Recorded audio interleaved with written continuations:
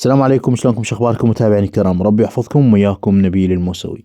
عرض علاج الشعر راح ينتهي يا جماعة، يعني بعد ماكو شيء اسمه 25. الكم بس من هذا الخميس للخميس اللي يجي، الكم اسبوع واحد تاخذونه بسعر 25، وراها راح يصير سعره 35 يا جماعة. 35. اللي عنده تساقط شعر، اللي عنده صلع وراثي، اللي عنده صلع هرموني، ما له غير زيت العشبة وشامبو العشبة، حاليا سعره 25 من هذا الخميس للخميس اللي يجي، وراه ينتهي العرض ويصير سعره 35 بدل ال 45. تمام. وهاي صور الناس اللي مستخدمينه والشاكرين والحمد لله والشكر. طبعا راح ينتهي العرض، اكرر لكم، من هذا الخميس للخميس الجاي فقط. أول خبر يانا من فقرة الأخبار السريعة. فريق طبي في مستشفى الحلة التعليمي يجري عملية جراحية فوق الكبرى لمريض يعاني من نزف في الدماغ. طبعا المريض كان يعاني من نزف في الدماغ وألم قاسي جدا في الفص المحيطي والصدع الأيمن، وإضافة إلى كسور متعددة في الجمجمة نتيجة تعرضه لحادث سير. تم خلالها فتح الجمجمة ورفع الخثرة والسيطرة على النزف، بالإضافة إلى ترميم الجمجمة. خبرنا اللي بعده. بوتين: جزء من القوات المحسوبة على إيران غادرت إلى لبنان، وجزء آخر غادر إلى العراق. خبرنا بعد. السوداني: الظروف السورية تشبه الوضع العراقي في عام 2003.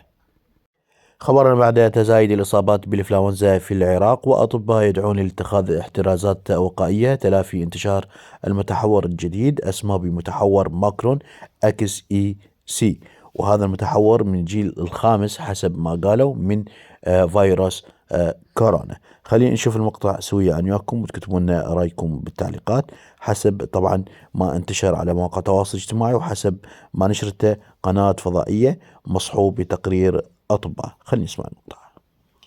طبعا ضروري تكملون المقطع الأخير حتى تفهمون الأعراض اللي تصيب الشخص إذا أصاب هذا الفيروس.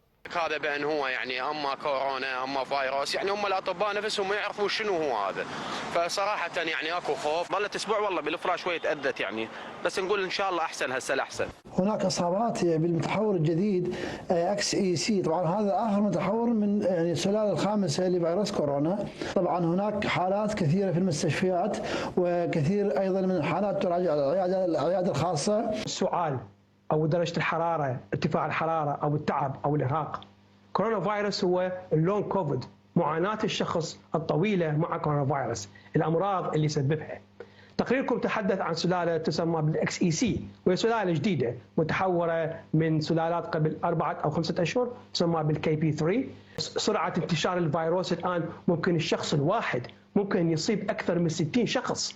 أعراضها المهمة هو السعال، والسعال دما، السعال مع الدم، يبقى السعال أسابيع، ارتفاع في درجة الحرارة، التعب، التهاب الحلق، القيء، وكذلك الإسهال لأيام.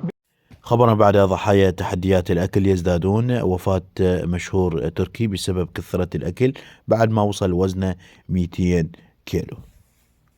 خبرنا بعد. الألواء الجوية العراقية: أمطار رعدية وتصاعد الغبار خلال الأيام المقبلة. خبرنا بعد. أكبر مصفاة في سوريا تخرج عن الخدمة بسبب توقف دفق النفط الإيراني. خبرنا بعد. العمليات المشتركة: أسلحة أفراد الجيش السوري في ميرة وزارة الدفاع العراقية، وسوف يتم تسليمها للحكومة السورية الجديدة. خبرنا بعد. السوداني: الاعتداء على المراقد الدينية في سوريا سيكون له ارتدادات في العراق.